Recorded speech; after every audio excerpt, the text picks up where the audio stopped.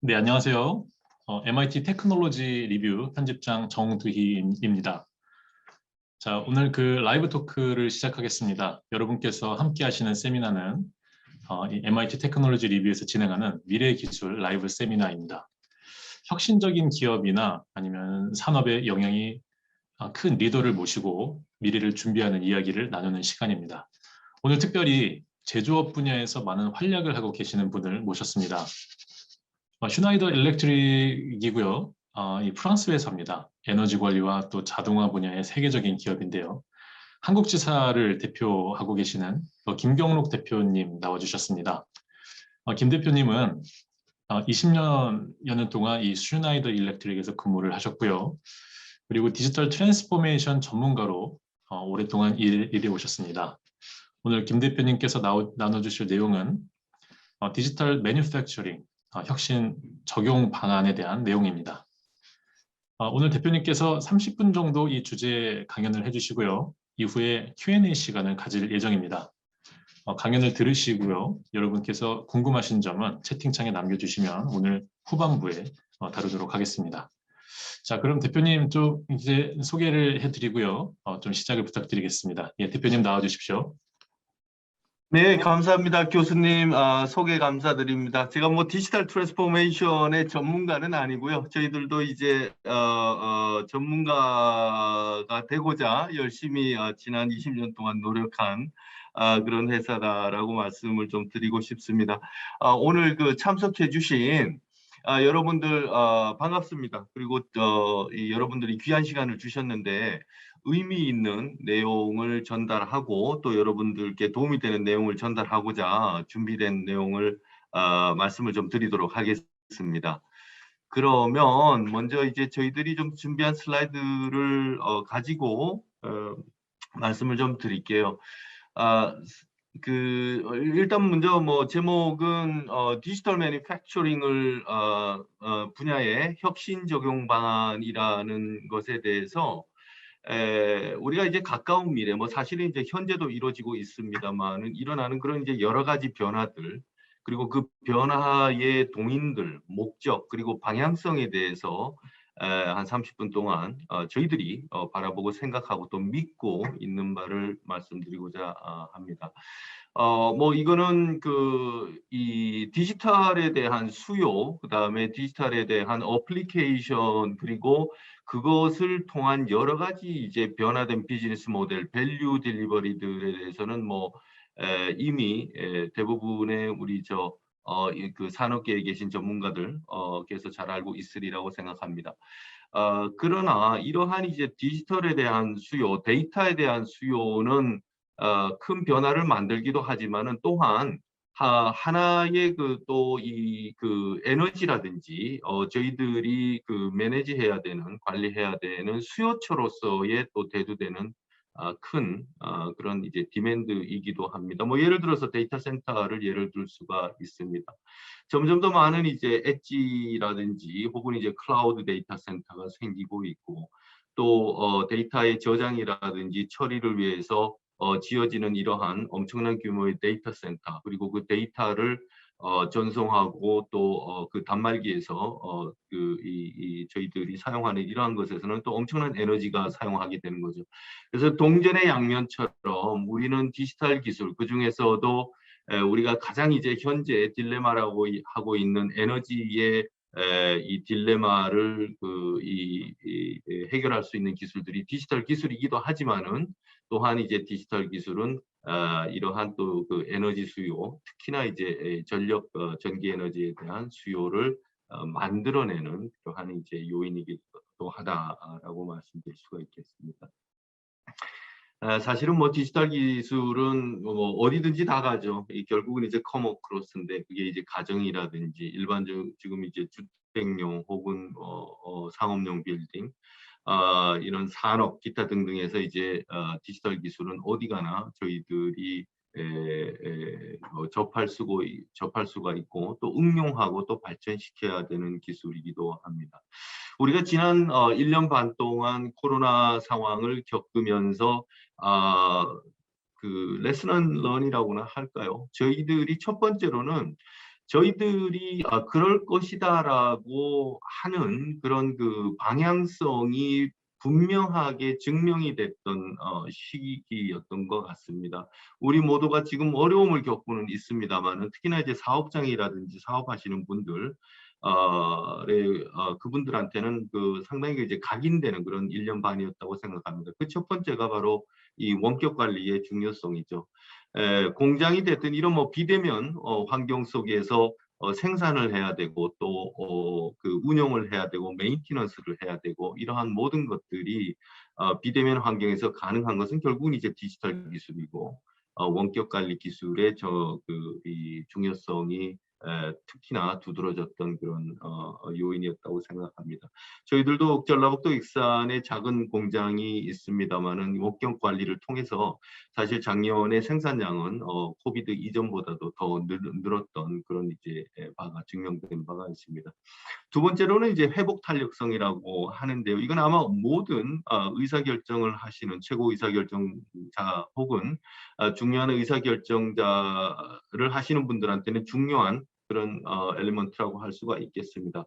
어떠한 이 변화되는 상황이나 변인들 속에서도 본이 그 이 사업장에서 추구하고자 하는 그러한 이제 주요 KPI라든지 혹은 목적을 달성할 수 있기 위해서는 잘 준비되어 있는 그러한 프로세스라든지 이 사업 인프라도 중요하겠지만은 얼마나 내가 이 운영하고 있는 기계, 공장, 동력 모든 이제 이 자동화 부분이 회복 탄력성을 가지고 있느냐, 유연성을 가지고 있느냐 이러한 것이 또 이제 중요한 포인트로 자리매김하고 있습니다. 그런 그 저변에는 당연히 이제 디지털 기술이 있죠.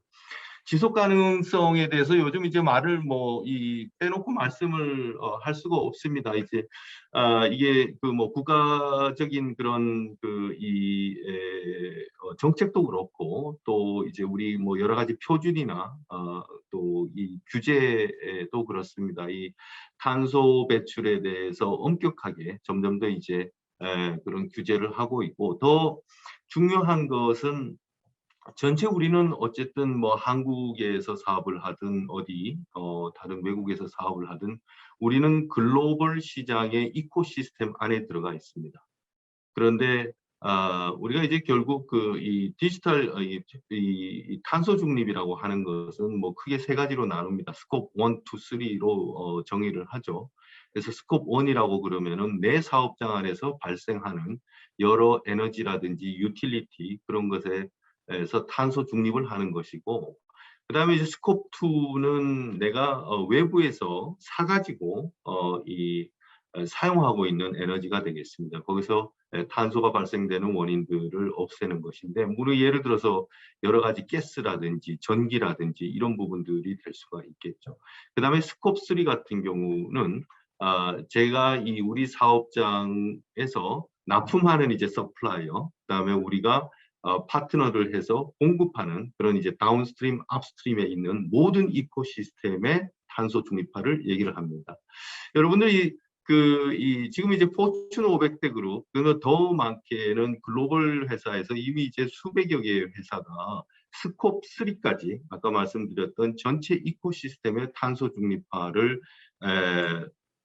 각각의 회사의 이 로드맵을 정해가지고 이제 약속을 하고 있습니다. 이 말은 결국 우리 한국 내에서 사업을 하더라도 여러분들이 우리가 수출을 하는 사업이다 그러면은 그 해당되는 고객이 바이어가 스콥 3에 해당되는 탄소 중립을 요구하게 되면은 우리 사업장도 탄소 중립을 해야지만 이 공급을 할 수 있는 자격이 되는 거죠. 근데 이러한 것들이 상당히 이제 좀 요원한 그런 이 데스티네이션이 아니라 이것이 이제 현재 일어나고 있고 또 엄청나게 가속화되고 있다. 그래서 지속 가능성을 위해서는 과연 그러면은 현재 지금 사용하고 있는 에너지, 발생되고 있는 탄소에 대한 관리를 어떻게 할 것인가에 대해서는 디지털 기술이 그 중앙에서 문제를 해결할 수 있다라고 그 중에 하나라고 말씀드릴 수가 있겠습니다.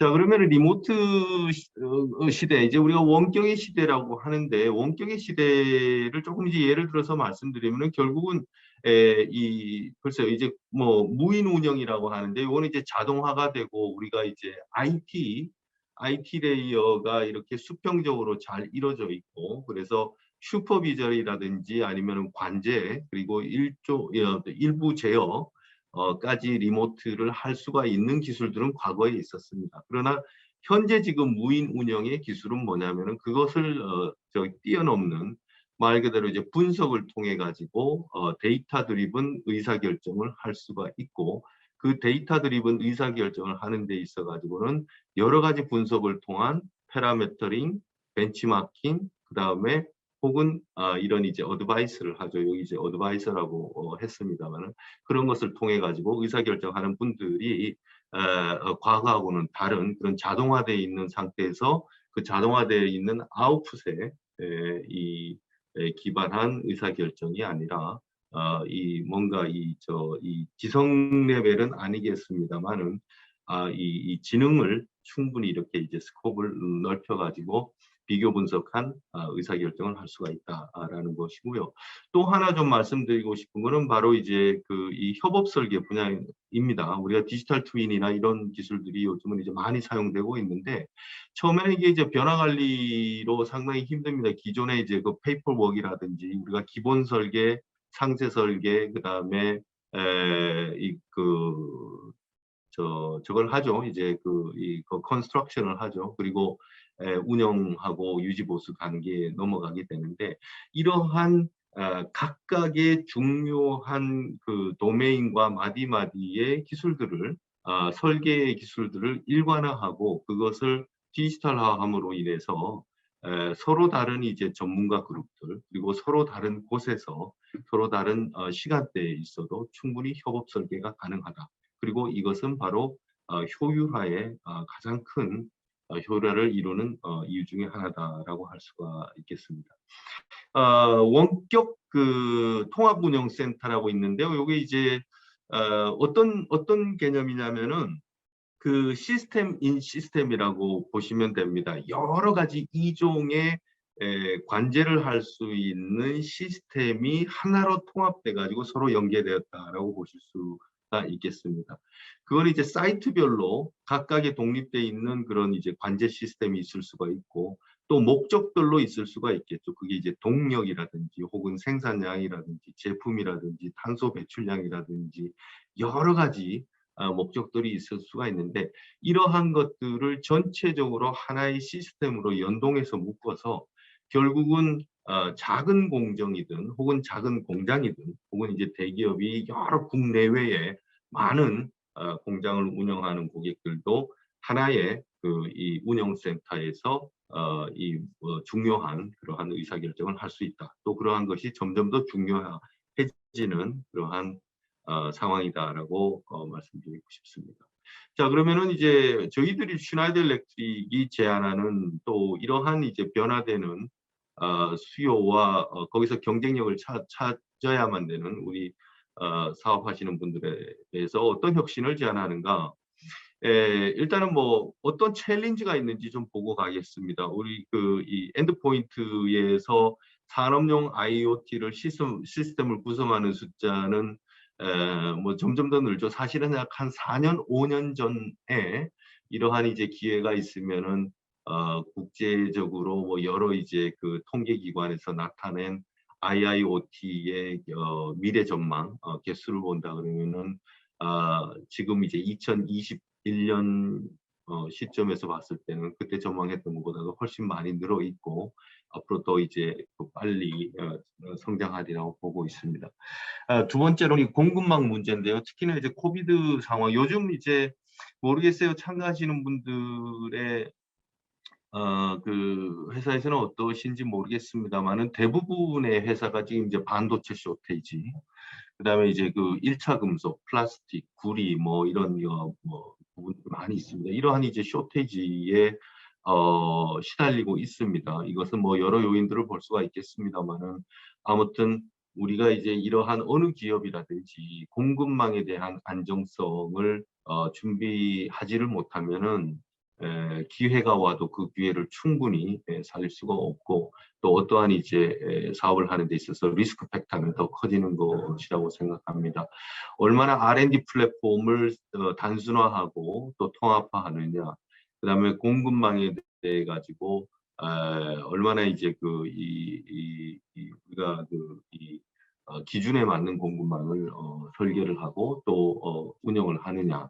그리고 아까 말씀드렸던 탄소 중립을 한 공급망을 가지고 있고 또 그것을 하기 위해서 어떠한 로드맵을 갖고 있고 또 실행을 하고 있느냐, 뭐 이러한 부분들이 중요한 그런 이제 도전 과제로 나타나고 있습니다. 슈나이더 일렉트릭 같은 경우는 저희들한테 공급하는 회사가 뭐 저희들도 이제 SKU가 판매하는 제품이 약 한 10만여 개 정도가 됩니다만은 공급하는 회사의 숫자도 상당히 많습니다. 거의 뭐 10,000개 이상 단위로 올라가는데 거기서 상위 1,000개의 회사에 대해 가지고 2025년까지 이제 앞으로 4년 남았습니다. 2025년까지, 죄송합니다. 2030년까지입니다. 2030년까지 50%의 탄소 중립을 하겠다고 선언을 했습니다. 그리고 그렇게 할 수 있는 공급망만 저희들이 제품을 납품을 받겠다라는 것이죠.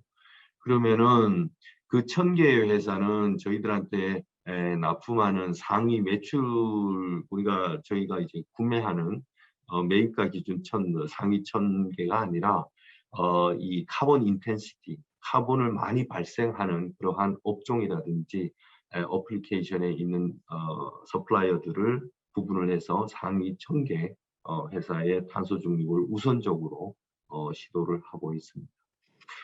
산업시장에서의 총 탄소 배출량은 전 세계적으로 보면 약 한 32% 정도 된다고 합니다. 상당히 큰 부분이고 또 이제 빌딩이라든지 우리가 사는 이런 주거 이런 쪽에서 약 한 이제 50% 이상이 발생이 되게 되는데 우리가 산업시장에서 탄소 배출량을 감축하는 것도 도전이지만은 또 하기 위해서는 여러 가지 전문 기술들이 또 어려운 기술들이 실제 실험돼야 되고 또 적용이 돼야 되는 부분들도 인정을 해야 될 것입니다. 마지막으로는 이제 전문 인력에 대한 그런 이제 기술들이 바뀌고 또 이제 전문 인력들이 많이 없어요. 저희들도 회사에서 운영을 하다 보면은 가장 크게 이제 어려운 부분이 우리가 이제 결국은 디지털이라는 얘기는 뭐 아주 수십 년 전부터 얘기를 했습니다. 또 IT 얘기도 해왔고, 그러나 지금 필요한 인력들은 여러 방면 도면이 있겠습니다만은 특히나 이제 그러한 디지털 기술에 대한 이해를 단순히 IT 기술 영역이 아니라 OT와 IT 기술을 통합돼 있는 그런 이제 좀 더 수직적인 통합을 이해하고 또 할 수 있는 그런 이제 기술 인력들이 상당히 좀 이제 필요하고요. 그다음에 두 번째로는 우리가 탄소 중립이라든지 아니면 디지털 트랜스포메이션에 대해 가지고 기업이 가야 되고자 하는 방향들은 뭐 있겠습니다만은 그 전략은 아마 다 다를 것입니다. 회사의 비전과 회사의 미션과 회사의 전략에 따라서 온라인돼야 되는 부분이기 때문에 그러한 부분에 대해서 로드맵을 설정하고 또 그러한 것에 대한 이제 변화 관리를 하고 이런 이제 스트럭처를 구조를 구성할 수 있는 그런 이제 분들도 많이 필요하리라고 그렇게 생각이 듭니다. 그래서 결국은 이제 이러한 것들에 대해서 가장 우리가 쉽게 할 수가 있고 또 빨리 할 수가 있고 기술이 어베일러블한 것이라고 보면 결국 이제 데이터 기반의 소프트웨어 중심의 이제 자동화를 먼저 시작하게 됩니다. 자동화는 이제 옛날 뭐 이미 수십 년 전부터 자동화는 우리한테 기술로 있었고 또 자동화가 고도화된 자동화를 산업 제조업에서는 하고 있죠. 그러나 이러한 자동화가 소프트웨어라든지 서비스 중심 그리고 데이터 기반 개방성과 확장성을 가지고 있는 데이터 기반의 자동화되어 있는 기계, 설비, 공정 그리고 엔터프라이즈가 돼야지만 아까 말씀드렸던 여러 가지 도전 과제에 대응할 수가 있고 또 그것을 넘어서 경쟁력을 가질 수 있다라고 믿습니다. 그래서 저희들 슈나이더 일렉트릭이 이제 한 4가지의 그 가장 중요한 제안을 드리고 싶은데요. 그 첫 번째는 에너지와 자동화의 통합입니다. 지금 이제 아직까지도 많은 우리 그 산업은 동력과 개장과 제어와, 그러니까 이제 뭐 개장하고 제어를 같이 그 하는 경우가 많이 있습니다. 그리고 이 설비 자동화, 그리고 IT 이런 것이 이제 구분돼 가지고 격벽화되어 있고, 거기에 따라서 의사결정이 되고, 또 그 각각의 도메인에 전문화되어 있는 기술 인력들로 구성이 되어 있습니다. 그런데 그것이 과거에 우리가 이제 생산량 위주, 그다음에 이 공장이라든지 혹은 공정이 이렇게 이제 그 언플랜드 셧다운이 안 되고 얼마나 많이 이렇게 이제 돌아가느냐, 이러한 이제 부분들이 가치가 있고, 또 뭐 환경적인 그런 여러 가지 이제 현재 우리가 가지고 있는 컨스트레인이라든지 혹은 이제 에너지 코스트라든지 혹은 여러 가지 이제 규제에 대한 그런 부분들이 약했을 때는 이 사실은 이제 크게 그러한 뭐 이 제가 말씀드리고자 하는 이런 통합의 수요가 없었던 것이 사실입니다. 그러나 지금은 결국은 이제 그 첫 번째 에너지와 자동화가 결합이 돼야지만 최적화가 되고요. 그 최적화는 기계 단위에서 혹은 이제 공정 단위에서 혹은 이제 그 플랜트의 전체 패실리티 단위에서 부하가 있고 생산량이 있고, 그 다음에 조건에 따라 가지고 어떠한 에너지를 어떠한 시간에 어떠한 이 목적으로 최적화되어 있는 에너지를 사용하고, 또 그렇게 해야지만 하고자 하는 효율화가 달성된다. 근데 결국은 그것을 하는 것은 에너지와 자동화의 그 기술들이, 그리고 소프트웨어들이 인테그레이션이 돼야 되겠죠. 그리고 그러한 것들을 전체적으로 가버넌스 할 수 있는 그러한 소프트웨어 시스템이 필요하다라는 것입니다. 실제로 뭐 국내에도 그런 경우가 이제 하나둘 발생이 됩니다만, 국외 같은 경우는 이제 오일 메이저라든지 혹은 뭐 우리가 지금 이제 세계적으로 유명한 그런 이제 EPC 회사들, 건설사들, 엔지니어링 건설사들, 이런 회사에서는 이미 이런 부분들이 이 통합이 되고 또 실행이 되고 있습니다. 그럼 조직적으로도 그 실행이 되고 있다. 그렇게 좀 말씀드리겠습니다. 그래서 지속 가능성에 대해서 잠시 조금 더 여기서 설명이 됐는데, 결국은 이제 지속 가능성은 뭐 이게 어떤 이 회사의 브랜드 에쿼티를 높이고 좋은 이제 인재들을 모시고 오고자 하는 그러한 그 회사 운영의 하나의 필라가 아니라, 지속 가능성은 결국은 회사의 사운을 자제할 수밖에 없습니다. 아까 말씀드렸듯이 우리는 어쨌든 글로벌 사회에서 이코시스템 속에 들어가 있고, 그 이코시스템 속에 들어가 있는 모든 회사들은 그 탄소 중립을 하는 날들이 오는데, 그것이 우리가 뭐 대한민국 같은 경우는 2050년까지 탄소 중립한다고 하는데, 우리 이 인더스트리는 훨씬 빨리 이렇게 갈 수밖에 없는 상황입니다. 그러면 그러한 이제 관점에서 얼마나 빨리 디지털화해서 지속 가능성한 그런 그 이코시스템을 갖추고 또 사업장을 갖추느냐는 기업을 운영하시는 분들한테는 아주 중요한 그러한 요소라고 볼 수가 있겠습니다.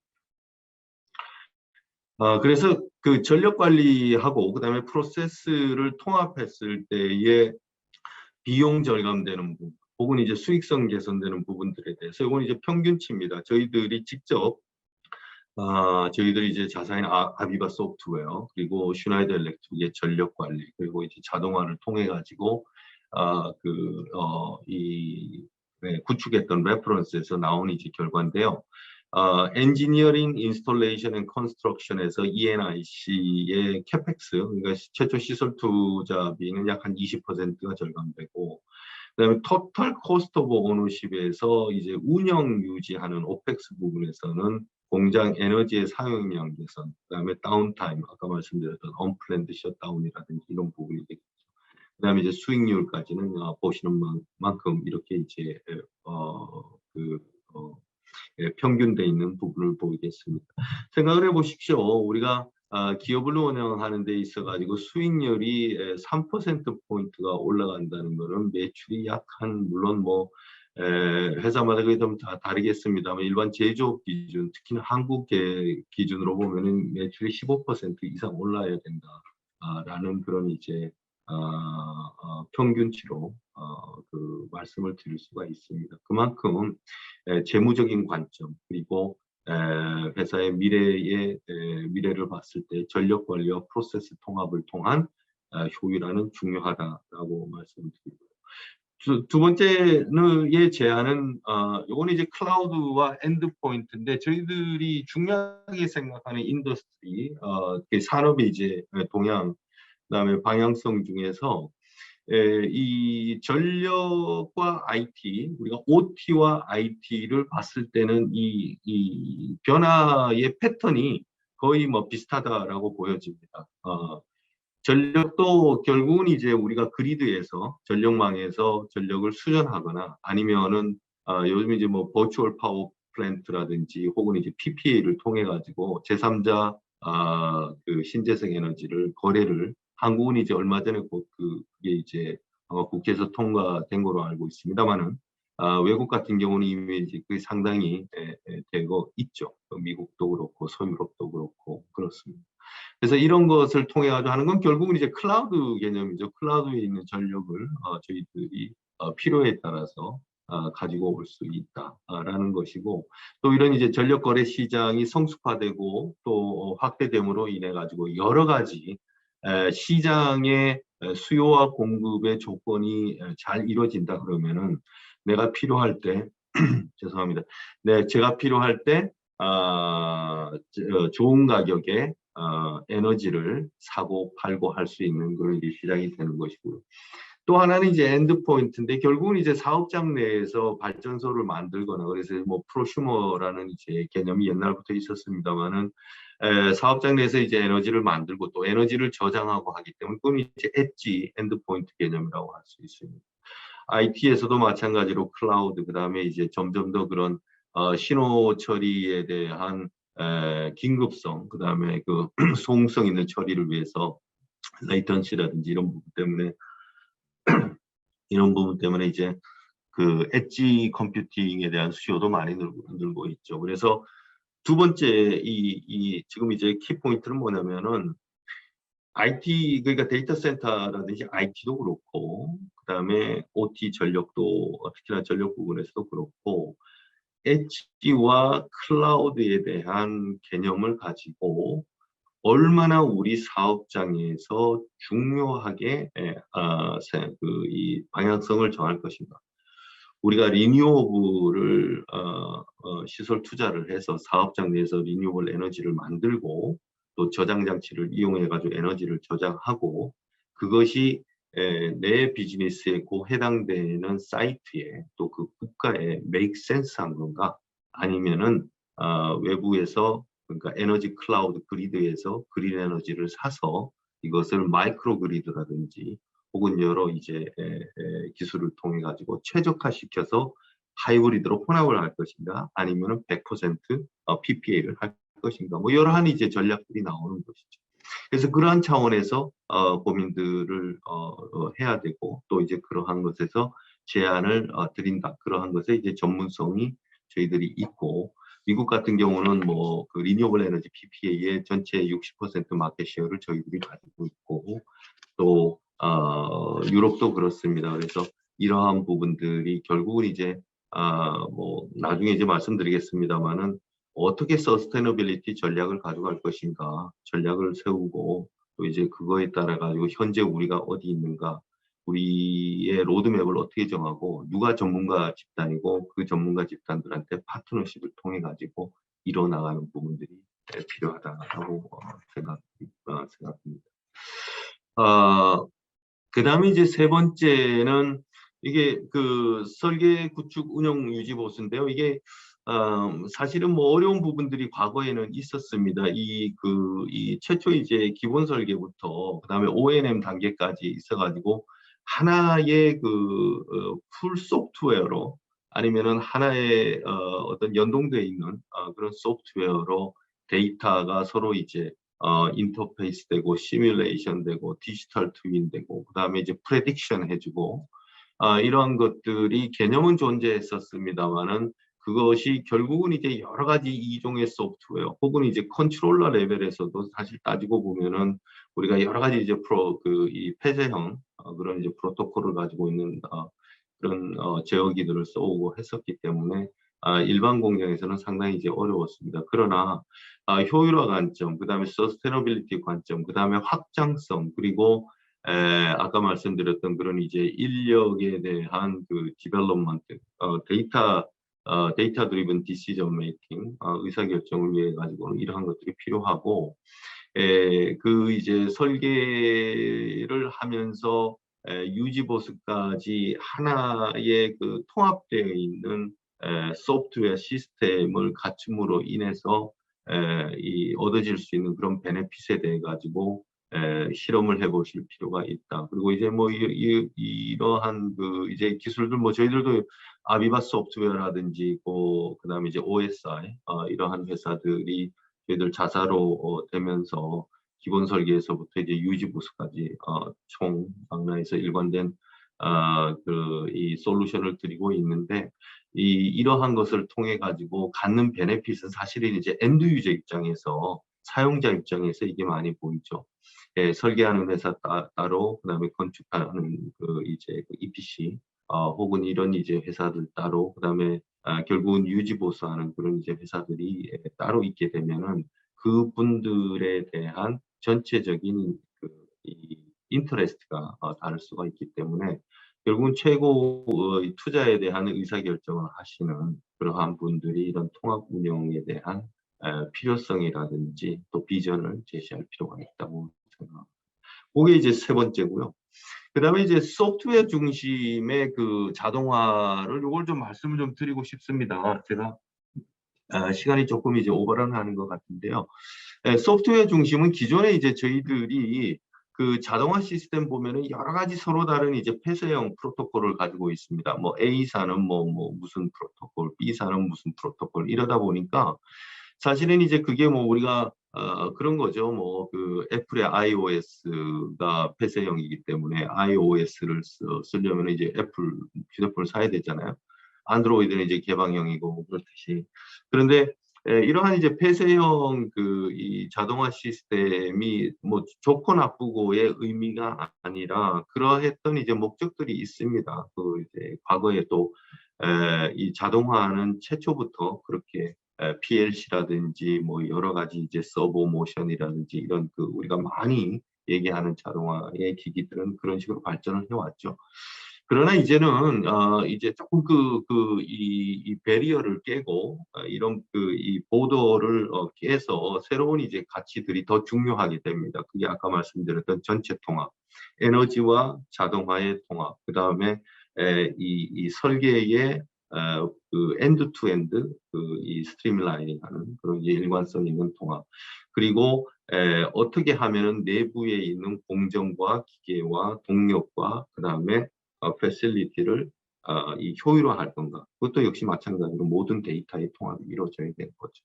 그러나 우리 현실은 우리 제조업에 특히나 있는 우리 고객들의 그 현실은 기존에 쓰고 있는 자동화 시스템 그리고 그것으로 인해 가지고 이 구성되어 왔던 그런 이제 조직 내의 역량이라든지 또 여러 가지 이코시스템 이런 것들이 쉽게 바꿀 수가 없는 것이죠. 그래서 저희들 이제 슈나이더 일렉트릭을 중심으로 해서 올해 이 출시가 된 이제 얼라이언스입니다. 그 이제 무슨 기술이냐면은 소프트웨어 디파인돼 있는 이제 오토메이션이다. 그래서 소프트웨어 중심의 자동화 기술이다라는 것입니다. 그래서 하드웨어가 그러니까 어떤 벤더든 간에 그게 뭐 A사에서 Z사이든 간에 그 회사의 프로토콜의 그 기존의 폐쇄형 프로토콜하고는 상관없이 저희들이 소프트웨어를 통해 가지고 그 펑션 블록을 만들어 가지고 그 하드웨어에 그러니까 그쪽 기계어의 알고리즘에 넣어서 그래서 자동화시키는 결국은 소프트웨어를 통해 가지고 자동화를 이 하드웨어를 지배하는 그 자동화 하드웨어죠. 그런 이제 개념이라고 할 수가 있습니다. 그래서 점점 더 이거는 뭐 단순히 자동화뿐만이 아니라 우리 이제 그 산업의 모든 그 이 생태계라든지 철학들이 소프트웨어 중심으로 가고 있다라는 것에 큰 이제 의미가 있고요.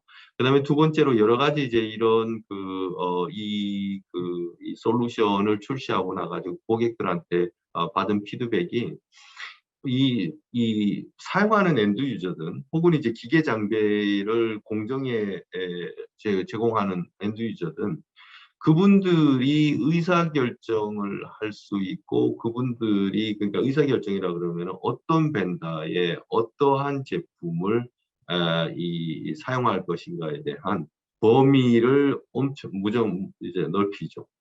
그 다음에 두 번째로는 그 내부의 엔지니어에 대해서 그 이제 벤더 아그노스틱하다. 그러니까 어떤 벤더든 간에 소프트웨어 디파인 돼 있는 이러한 이제 기술들을 확보를 하게 되면 어떤 벤더든 상관없이 이 자동화 기술들 혹은 이제 자동화를 할 수가 있다라는 것입니다.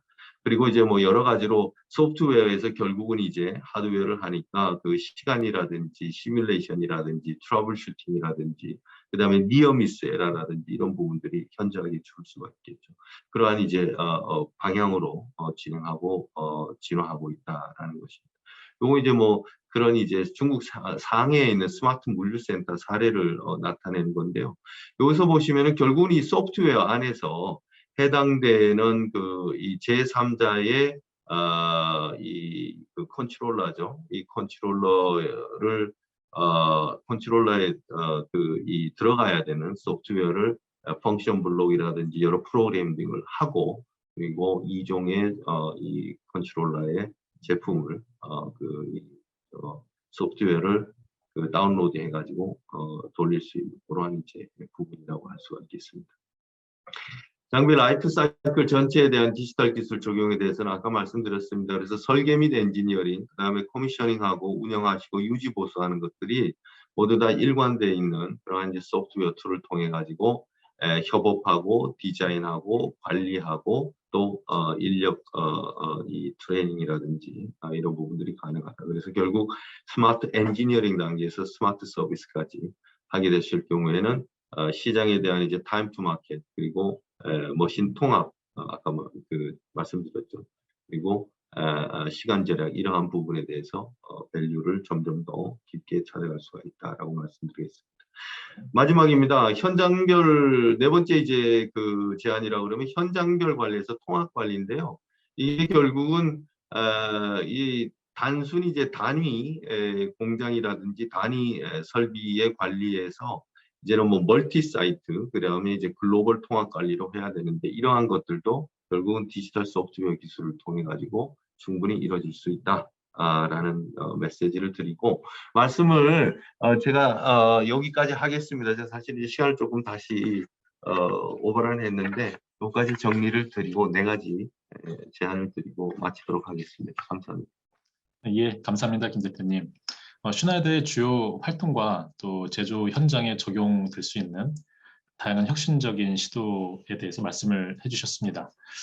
지금 이제 ESG 시대인데 이 지금 시대의 수요에 호응하기에 잘 준비된 기업이라고 생각을 합니다. Q&A 시간을 가져보려고 하는데요.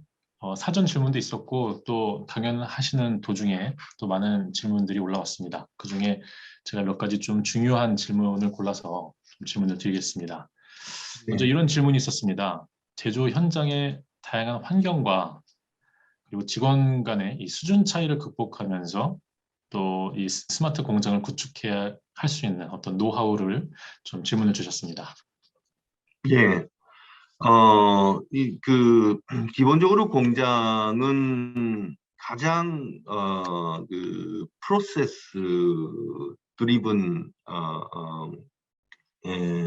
어플리케이션이라고 할 수 있죠. 그래서 뭐 매뉴얼이 정확해야 되고 프로세스가 그렇고 뭐 저희들 슈나이더 일렉트릭도 이제 슈나이더 프로덕션 시스템이라고 해서 그런 표준을 가지고 있습니다. 이건 뭐 도요다라든지 이런 이제 유명한 과거에 유명했던 그런 그 기술, 프로세스 기술들을 따왔는데요.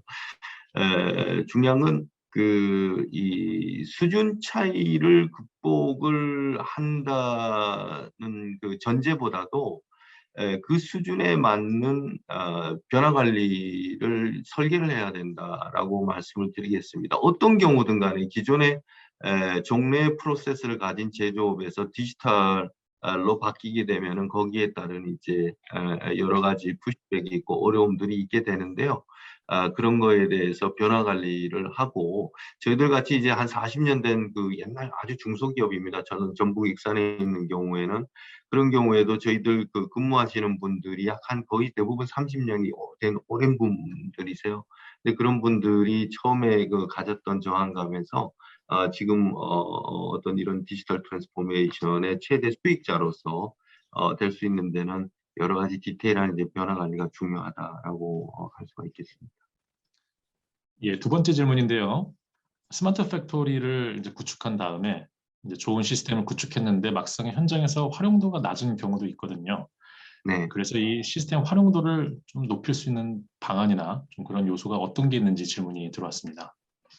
그 디지털 기술의 가장 이제 뭐 좋은 점이라고 하면은 이제 그 확장성이라고 할 수가 있는데요. 근데 뭐 확장성을 따지기 이전에 기존에 있는 그 스마트 팩토리 관련해 가지고 그 이 투자하시고 하셨던 게 활용이 잘 안 된다 그러면은 결국은 글쎄요 여러 가지 뭐 요인이 있겠습니다만은 이 디지털 기술을 스마트 팩토리를 했던 거에 대해서 아마 그 이익을 베네핏을 못 보시거나 느끼지 못하시니까 아마 그런 경우가 많지 않겠나 싶습니다. 그래서 그런 거에 대해서 이제 정확한 이해가 먼저 돼야 될 것 같고요. 그 베네핏이 최초에 설계됐을 때 하고 얼마나 이제 갭이 있는가, 그 이유는 무엇인가를 바라봐야 되는데요. 저희들도 그런 이제 이 과정 속에서 변화 관리의 과정 속에서 스마트 팩토리가 돼 가는데 여러 가지가 있지만은 사실은 상당 부분 이제 베네핏은 안정화 단계 이후에 나타나기 시작합니다. 그런데 그 이제 최초의 설비 도입 단계에서 안정화 단계에 이르기까지의 그러한 그 베네핏에 대한 추적 관리라든지 이력 관리라든지 그런 트래젝토리를 나타낼 수 있는 그러한 이제 부분들이 필요하리라고 보고요. 그리고 이제 뭐 이코 스트럭처라든지 아니면 저희들 여러 가지 이제 디지털 플랫폼들이 그런 것을 제공을 하고 있습니다. 슈나이더 일렉트릭도 이코 스트럭처라는 기술로 그런 부분도 이제 제안드리고 있습니다. 예, 이런 질문도 있었는데요. 그 일부 현장에서는 이제 스마트 팩토리를 긍정적으로 생각하긴 하는데 네. 결국에 이 공장 설비를 이제 전면적으로 교체를 해야 하는 거 아니냐. 그렇게 되면은 예. 막대한 비용이 들어가게 되는데 그래서 스마트 네. 팩토리를 도입하는 걸 좀 꺼리는 경우도 있습니다. 자, 이 부분에 대해서 한 말씀 부탁드립니다. 절대 그렇지 않습니다. 아마 스마트 팩토리 한다고 그래가지고 공장의 전면적인 그런 이제 시설을 개보수하고 바꿔야 된다 그러면 아마 하실 수 있는 회사가 몇 군데 안 되실 거예요. 저희들이 그 교수님 그렇게 생각합니다.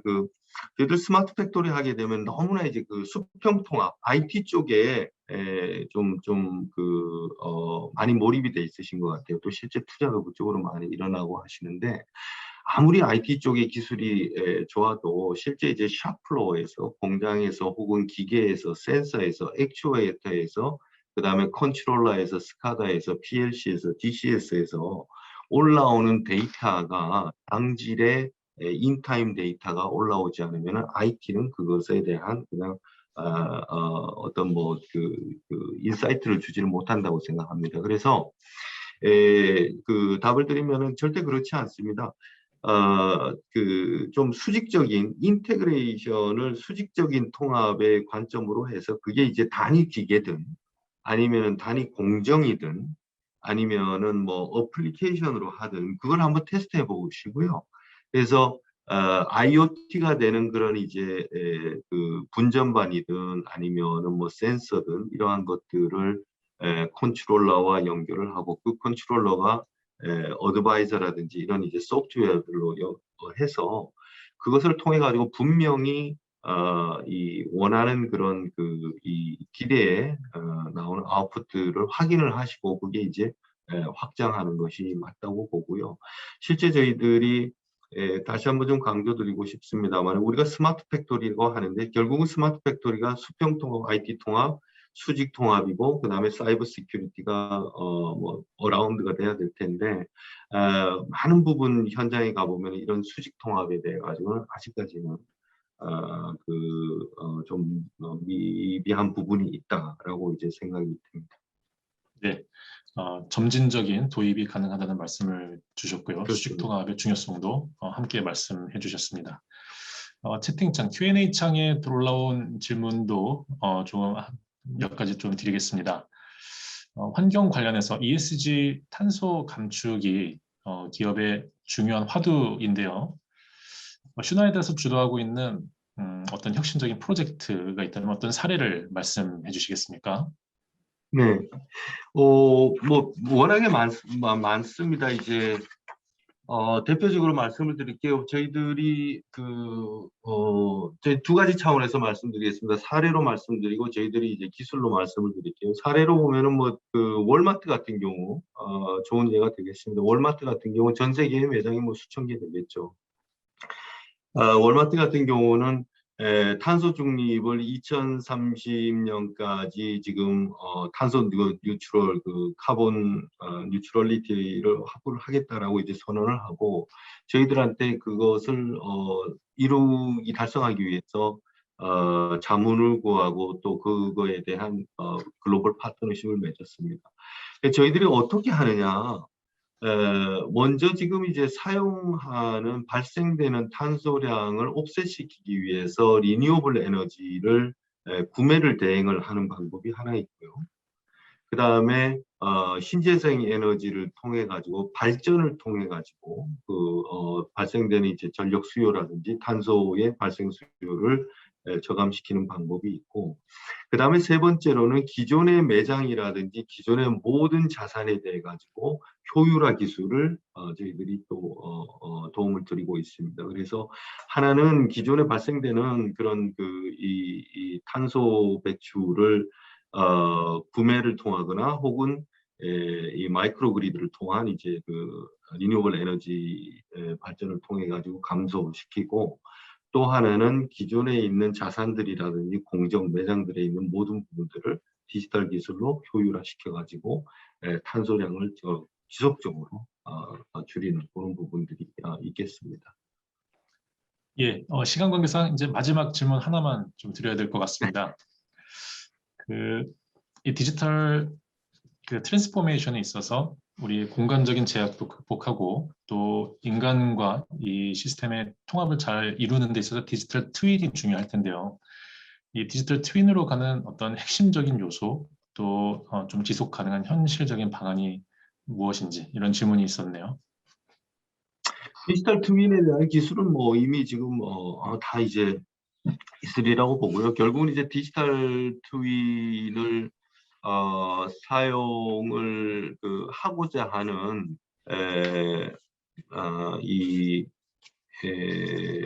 두 가지입니다. 이건 뭐 고객의 저희들이 이제 항상 대하는 고객들이 주시는 그런 피드백에 준해서 말씀을 드리면은, 첫 번째는 기존에 사용하던 여러 가지 프로세스를 디지털로 바꾸는 거에 대해서 되게 이제 힘들어 하세요.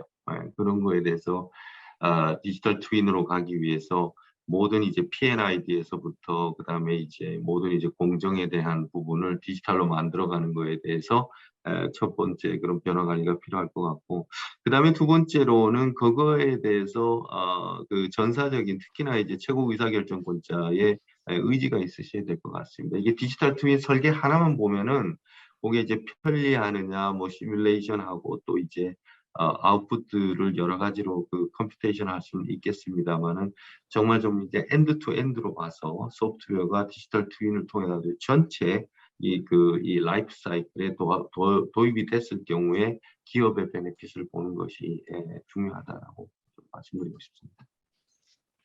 예, 오늘 이렇게 국내 제조 트랜스포메이션을 이끌고 계시는 김경록 대표님을 모시고 스마트한 이야기 나눠봤습니다. MIT 테크놀로지 리뷰에는요, 제조업 혁신과 또 디지털 트랜스포메이션 관련된 다양한 아티클들이 준비되어 있습니다. 많은 관심 부탁드리고요. 오늘 라이브 토크는 이걸로 마치도록 하겠습니다. 함께해 주신 청중 여러분 모두 감사드리겠습니다.